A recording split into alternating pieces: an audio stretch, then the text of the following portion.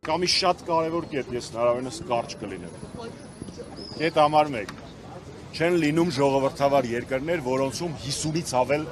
բանտարկյալներ են լինում։ Ընդ որում այս թիվը մինչև ընտրարշավի մեկնարկներ։ Տիկին Ուրսուլա ֆոն դեր Լայնը հանդիպում էր այսօր ու գովաբանում էր մի իրակարծիքով ժողովրդավարություն, որտեղ մինչև ընտրարշավը կար 50-ից ավել բանտարկյալ։ Սա առաջին։ Երկրորդ, տիկին ֆոն դեր Լայնը այլ տարբերակ չունի, քան ընդունել, որ Հայաստանում կան բանտարկյալներ։ Այն պարզ պատճառով, որ տիկին ֆոն դեր Լայնը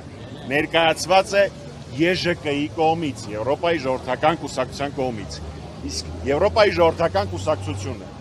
ճանաչել է եւ ընդունել է բանաձև, որում հստակ ասվում է, որ Արմեն Աշոտյանը եւ մյուս քաղբանտարկյալները ունեն քաղբանտարկյալի կարգավիճակ եւ պիտի անհապաղ ազատ արձակվեն եւ պահպանվի իրենց արդարության իրավունքը։ Էնպես որ անկախ են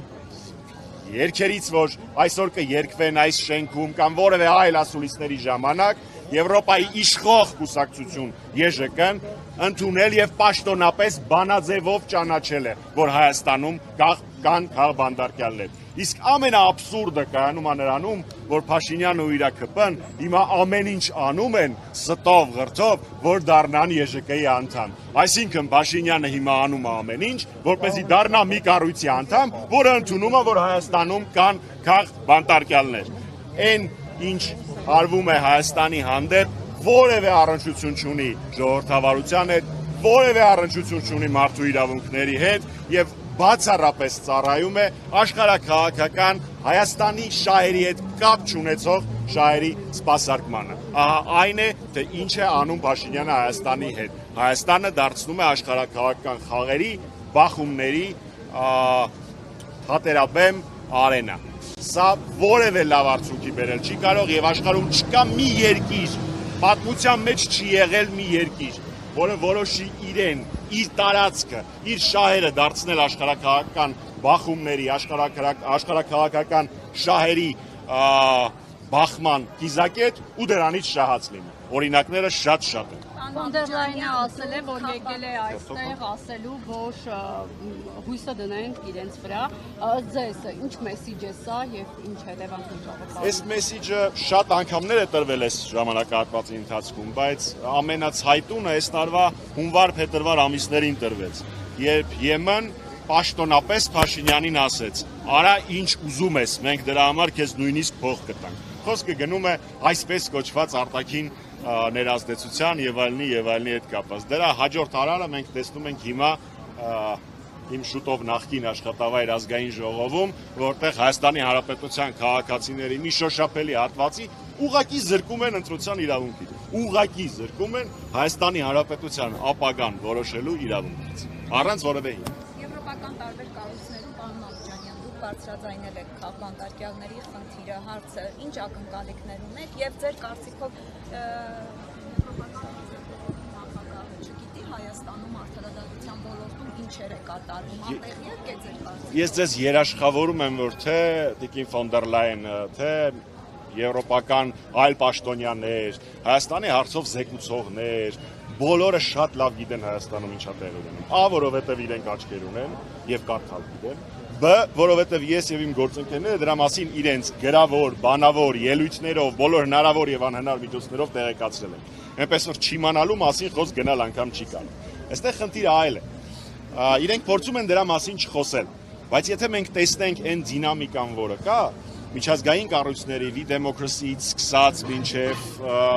Amnesty International, Economist ցանկացած ԵԽ-ի վերջին ձևակերպումը, ԵԱԿ-ի նախնական զեկույցը արդեն այն մասշտաբների է Հայաստանում իրավախախտումները, խայտառակությունը, մարդու իրավունքների ոտնահարումը հասել, որ իրենք չեն կարողանում որևէ կերպ չանդրադառնան ու ինչ որ տեղի են ունենում իրադարձություններ, որոնք մեկնաբանվում են որպես մարդու իրավունքների խախտում, չարաշահվում է մինչ դատական կալանքը որպես պատժի միջոց։ Այսպիսի ձևակերպումներ են ընտրում։ Նկատի համար եմ ամենաբացատրում, որովհետև նույնիսկ եվրոպական կառույցները այլևս չեն կարողանում կոծկեն Փաշինյանի հանցագործությունները։ Հարցին թե ինչ ակնկալիքներ ունեմ, Գիտեք, չեմ ուզում ասել, որ որևէ ակնկալիք չունեմ, որովհետև այլապես կասեք, ինչի համար եք այդ ամենը անում։ Բայց հասկանում եք, իմ ընկերներին, իմ պայքարի ընկերներին, Աշոտյան Արմենից, մինչև Սրբազաններ, Կարապետյան, Սամվել, բոլորին, ովքեր վարչականից մինչև կալանավորում, Ղազինյան Դավիթը, բոլորը, անուններ չթվարկեն, որ հանկարծ որևէ մեկին չնշելու խնդիր չլինի։ Մենք ինչ արդարացում ինքներս մեր մեջ պիտի ունենանք, որ ամեն ինչ հնարավոր է մեր պայքարի ընկերների, մեր հայրենակիցների համար չանենք, անկախ նրանից արձագանք կլինի չի լինի, ինչ ակնկալիք ես այս կամ այն կառույցից կամ մենք այս կամ այն կառույցից կամ անհատից ունենք կամ չունենք, մենք պարտավոր ենք ամբողջ գործիքակազմը օգտագործել, որպեսզի ստիպենք մարդկանց, ստիպենք աշխարհին, ստիպենք Եվրոպային խոսել Հայաստանում մարդու իրավունքների խախտումների մասին։ Ալեքսանդրյան այսօր Արմեն Աշոտյանի կանոնի երկարացման հարցն է քննարկելու երկու ամսով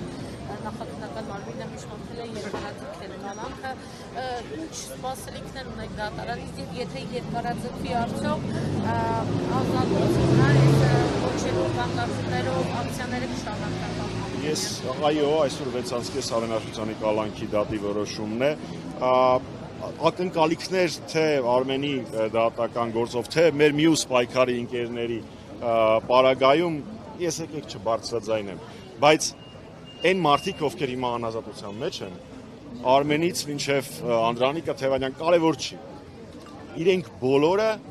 պայքարին դրել են ամենաթանկը՝ ազատությունը, իրենց ազատությունը։ Ամեն օր անազատության մեջ գտնվելով, իրենք պայքարում են նրա համար, որ մենք դեռ Հայաստանում իրավունք ունենք ոստիկանական մի քանի շերտ պատնեշներով կառավարությունից հեռացված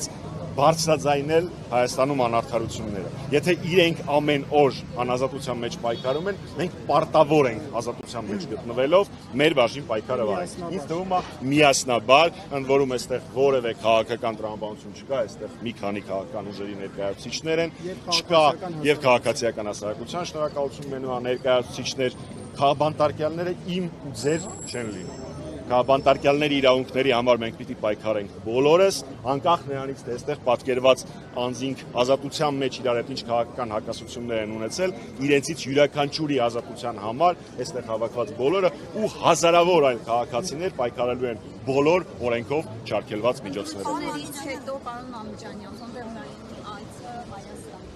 Ես ավելի շատ կարևորություն կտայի մինչև ընտրությունները, տիկին Ֆոնդերլայնի եւ եվրոպական ժողովրդական համայնքի այդ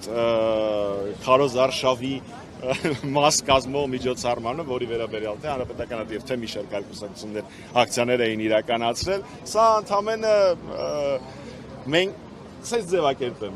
Փաշինյանին ասում են հետեւյալը. մենք գիտենք, որ դու քո երկրում թույլ ես։ Մենք գիտենք, որ Հայաստանի Հանրապետության ամեն երրորդ քաղաքացի ոչ թե դեմ է քեզ, այլ համարում է քեզ դավաճան։ Բայց մի անհանգստացի, մենք քո համար ինչ կարող ենք կանենք։ Դե ինչ կարողանում են անում են, էլի։ 4-ին Սահմանադրական դատանը վճիռ է ընդունելու ընտրությունների արդյունքների վիճարկման մասին։ Տիկին Ֆոնդերլայնի այցը, որ կարճ ժամանակ անց արդեն երկրորդն էր, կապում եք այդ վճռի տեսակի որակի հետ։ Դե ես ունեմ իհարկե գայթակղություն ասելու, որ այս այցի տրամաբանություններ հանկարծ չշշկրվեք, ով էր տենց ասեմ, Միրզոյան Արարատը, վայ մամաճան Միրզոյան Արարատն եմ սիտում, ոչինչ, բայց այնուամենայնիվ իհարկե դեռևս Սահմանադրական դատարանի չկայացած որոշման պարագայում գալ ու գովերքել ընտրություններ, որոնց պարագայում ուղղակի մեկ որոշմամբ, մեկ քաղաքական ուժ արհեստական կերպով դուրս թողնվեց խորհրդարանից, չէ, ոչ մի բանի տեղ չդնելով օրենքի իմպերատիվ պահանջը նշանակել վերընտրություններ կամ այդ 3 կամ ամբողջ երկրում, ուղղակի որոշել, որ այս քաղաքական ուժը, խոսք գնում է Բարգավաճ Հայաստանի մասին, չպիտի հայտնվի խորհրդարանում ինչի համար, որ Փաշինյանը ունենա 3-5-րդ,